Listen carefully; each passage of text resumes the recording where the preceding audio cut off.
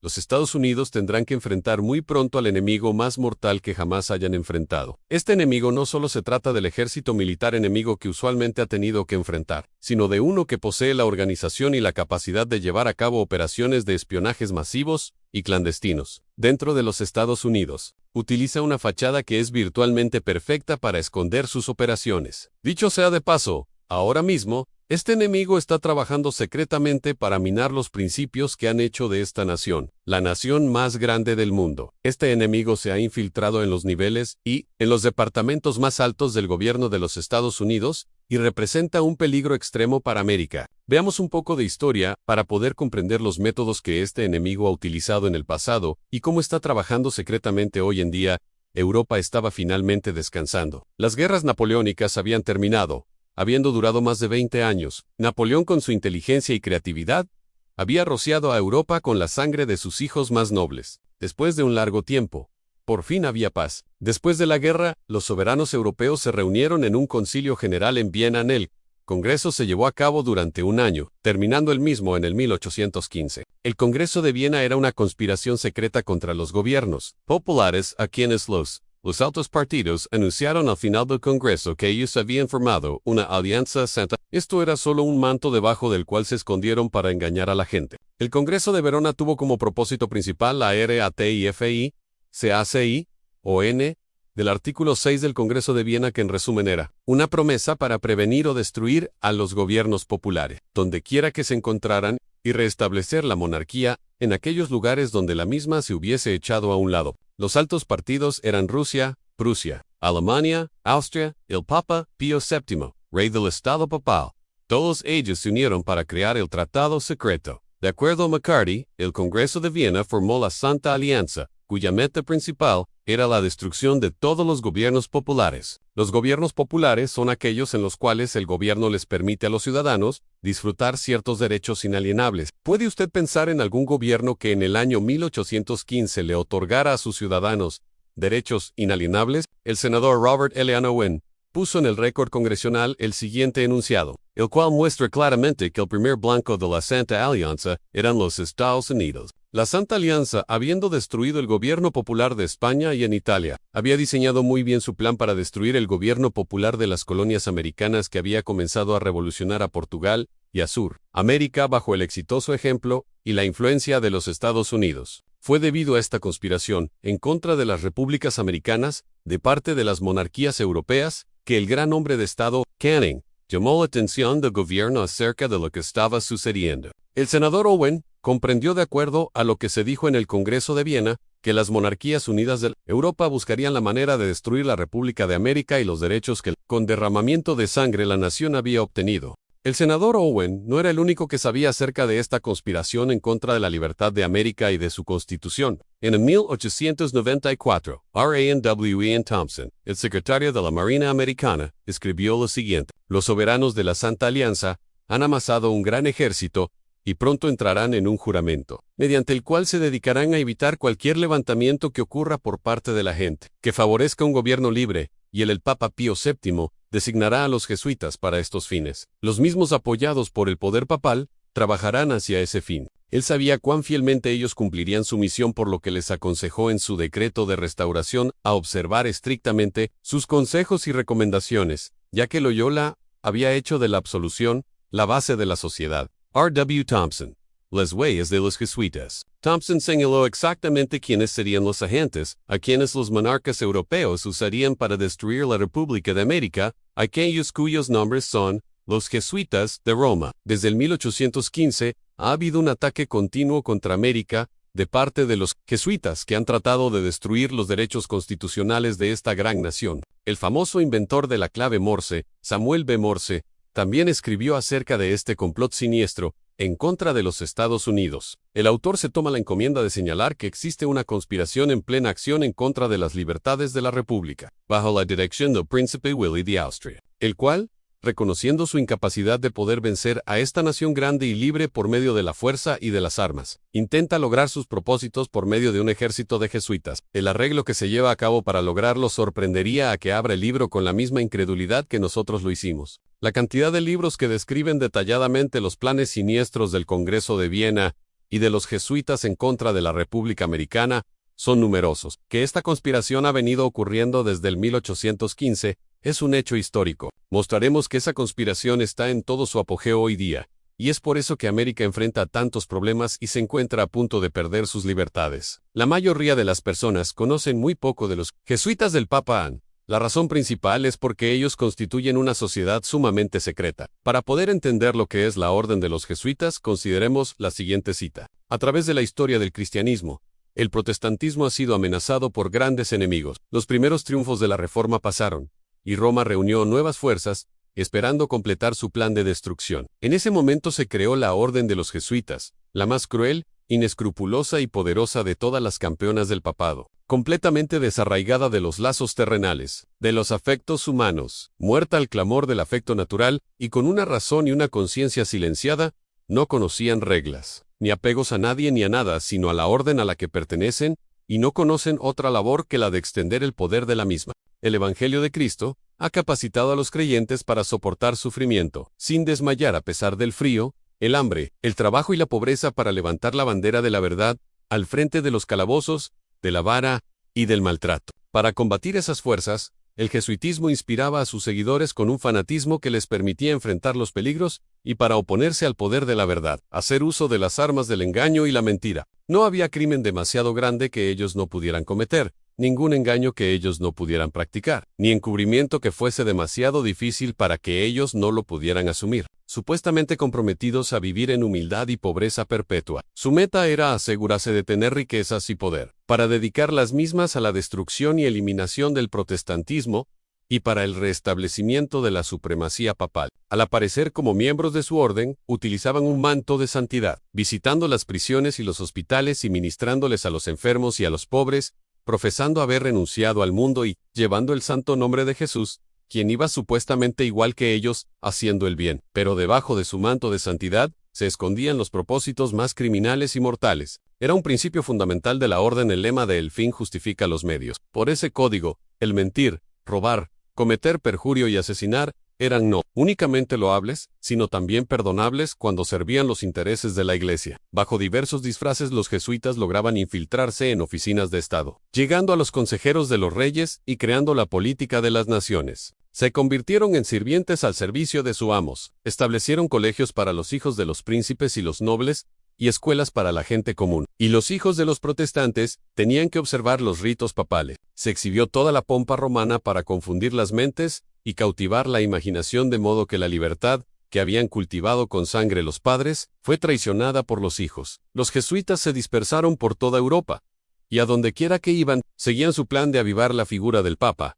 A los jesuitas funcionan como la policía secreta del Papa. Ellos trabajan con la mayor confidencialidad y mantienen sus operaciones en la mayor secretividad. No le dejan saber a nadie que son jesuitas. En su apariencia externa, son como cualquier persona común y corriente. Citaremos: ellos son jesuitas. Esta sociedad de hombres, después de haber ejercido su tiranía por más de 200 años, a la larga se convirtieron en algo tan formidable para el mundo, amenazando subvertir todo el orden social. De modo que, aún el Papa, cuyos fieles devotos son los jesuitas y tienen que serlo por el voto que hacen, se vio prácticamente obligado a disolver la orden. El Papa Clemente suprimió la orden de los jesuitas en el 1773. No llegaron a estar suprimidos por más de 50 años sin que el despotismo del papado requiriera de sus funciones para crear resistencia ante la luz de la libertad democrática, y simultáneamente, el Papa Pío VII formó la Santa Alianza, y en el 1815 revivió la orden de los jesuitas en todo su poder. ¿Necesitan los americanos saber quiénes son los jesuitas? Ellos son una sociedad secreta, un tipo de orden masónica con características añadidas de un odio repugnante y 1000 veces más peligroso. Ellos no son únicamente sacerdotes o de un credo religioso particular.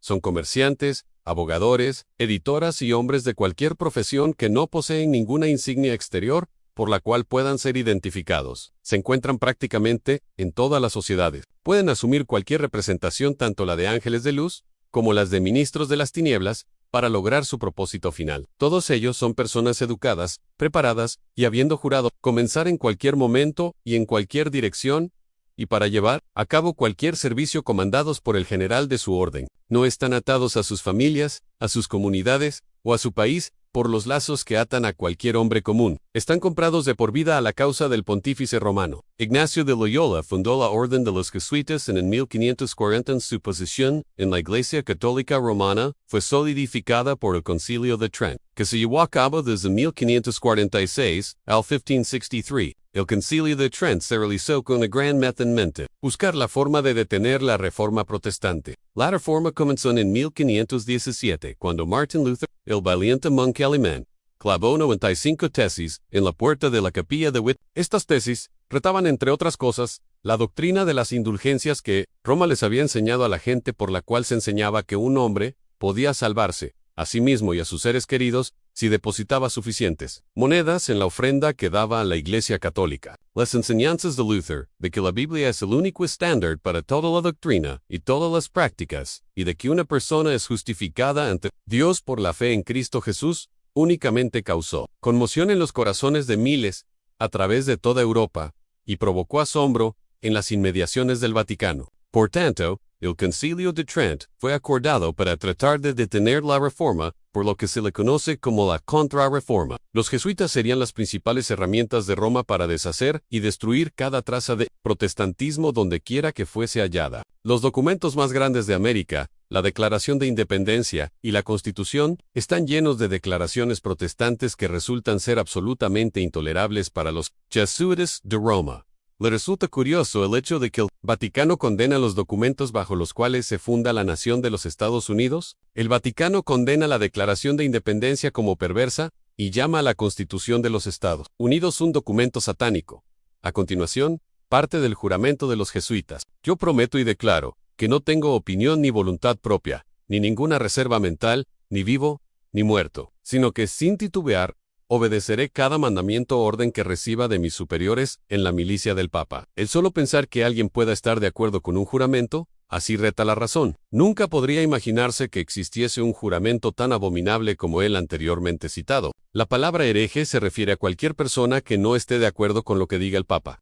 En una carta de John Adams al presidente Thomas Jefferson acerca de los jesuitas, leemos: «Tendremos nosotros una cantidad increíble de ellos aquí alrededor de nosotros, con tantos disfraces que únicamente el rey de los gitanos puede ponerse. Se visten de pintores publicadores, de escritores y hasta de maestros. Si ha habido alguna vez un grupo de hombres que merezca condenación eterna tanto en la tierra como en el cielo, esa es la Sociedad de Loyola». Napoleón Bonaparte hizo la siguiente declaración: «Los jesuitas son una organización militar, no una orden religiosa». Su jefe es un general del ejército, y no un simple sacerdote o un abad de un monasterio. La meta de esta organización es el poder en el poder en su forma más déspota. Poder absoluto, poder universal, poder para controlar el mundo por la voluntad de un solo hombre. El jesuitismo es el más absoluto de los despotismos, y a la misma vez el mayor y el más enorme de los abusos. El general de los jesuitas insiste en ser el amo y el soberano sobre cualquier soberano. Donde quiera que se admite a los jesuitas, los mismos se convierten en amos y en soberanos sobre cualquier soberano. Esta sociedad es dictatorial por naturaleza, por lo que es un enemigo irreconciliable de cualquier autoridad constituida. Cada acción, cada crimen,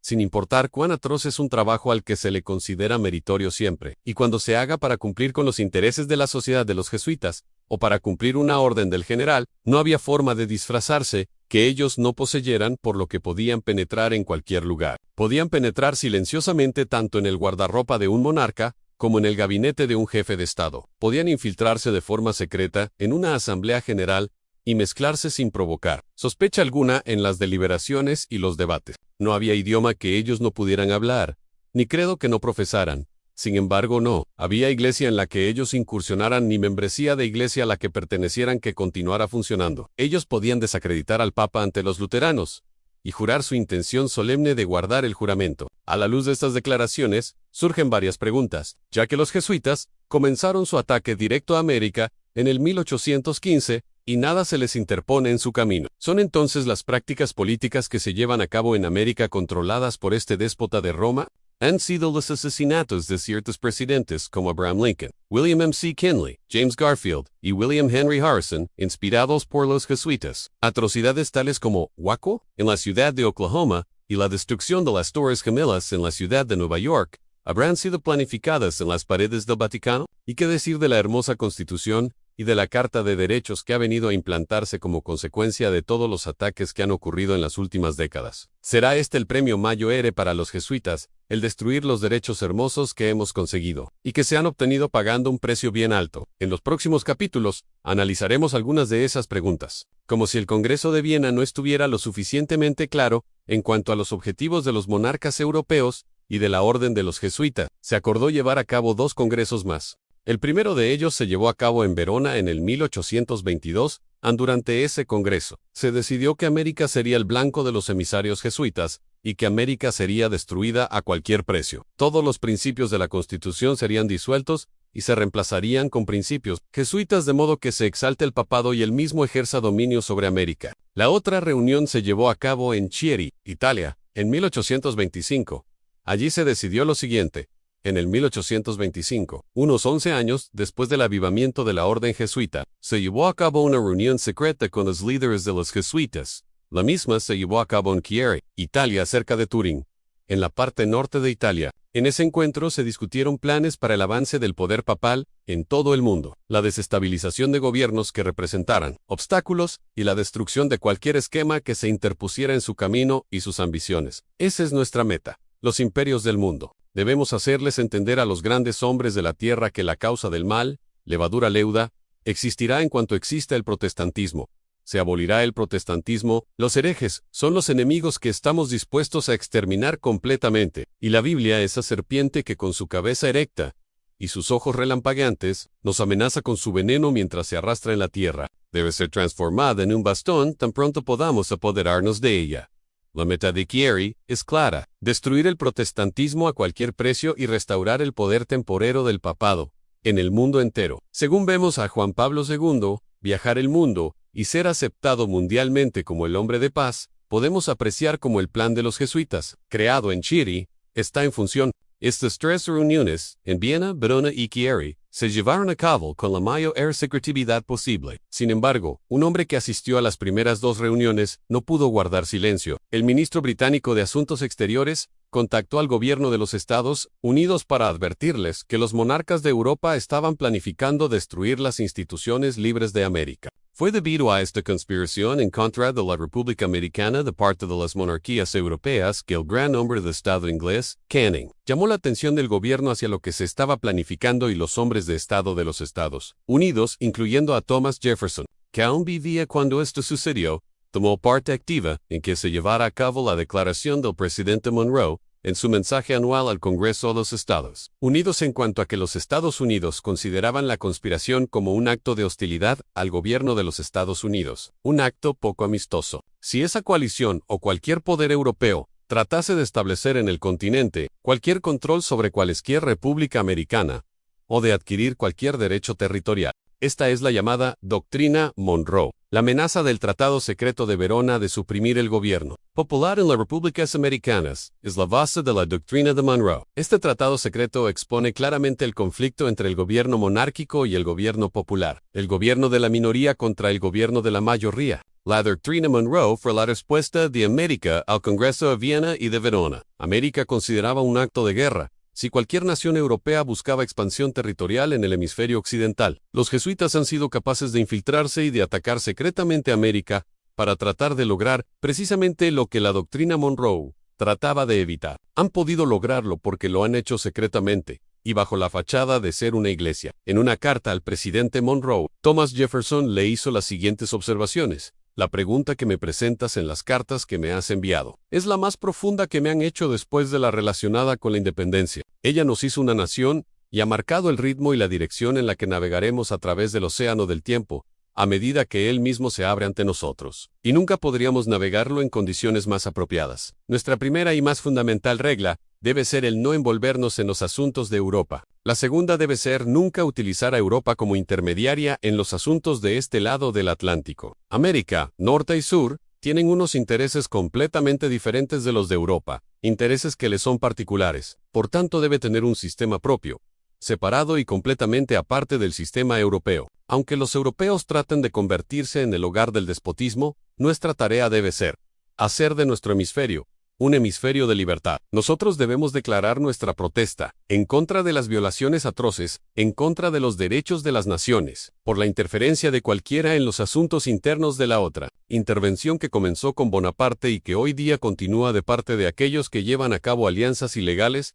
llamándose a sí mismos santos. Nos opondremos, por todos los medios, a la intervención forzosa de cualquier otro poder. Lo anteriormente propuesto envuelve un proceso de concienciación a largo plazo y unos efectos tan decisivos para nuestro destino futuro como para provocar en mí el interés que me induce a tomar el riesgo de afrontar diversas opiniones, lo cual solo probará mi interés de contribuir con todo mi esfuerzo en todo aquello que sea útil a nuestra patria. Archivos de la Universidad de Mount Holyoke. Jefferson vio todo esto como una gran crisis en la historia de América porque los astutos y dispuestos jesuitas habían sido destinados a tener a América como blanco de destrucción. La doctrina Monroe retó cualquier avance que Europa pudiera hacer en contra de América. Sin embargo, Monroe no entendía realmente que los ingeniosos jesuitas no harían uso de las armas inicialmente para obtener sus objetivos. Ellos utilizarían el engaño de una forma secreta, apelarían a las necesidades básicas del hombre, plantarían sus hombres en posiciones de riqueza y poder y harían uso de su influencia para obtener el gran premio. La subversión